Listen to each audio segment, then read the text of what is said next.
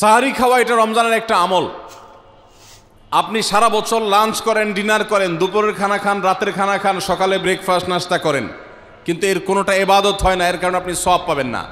কিন্তু রমজান মাসে ভোর রাতে ঘুম থেকে উঠে যে আপনি খাবার খাবেন, এই খাবার খাওয়ার জন্য যে উঠলেন এবং খাইলেন, এর কারণে আপনার অ্যাকাউন্টে আপনার আমলনামা আল্লাহ তাআলা সওয়াব জমা করে দিবেন, আপনি রিওয়ার্ড পাবেন, বিনিময় পাবেন। কেন?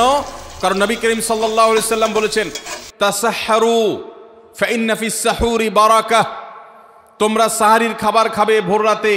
রোজার মাসে রোজা রাখতে গিয়ে সাহারির খাবার খাবে কেন? কারণ সাহারির যে খানা, এই খানাতে আল্লাহ তাআলা বরকত রেখেছেন।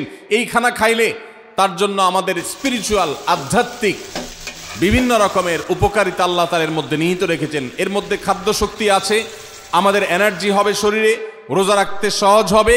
এর পাশাপাশি সাহারির খাবারে আলাদা একটা বরকত আছে, শেফা, বহুবিধ উপকারিতা আমাদের শরীরের, আমাদের মনের জন্য আল্লাহ তাআলা রেখেছেন। এই জন্য সাহারি খাওয়াটা আলাদা একটা ইবাদত।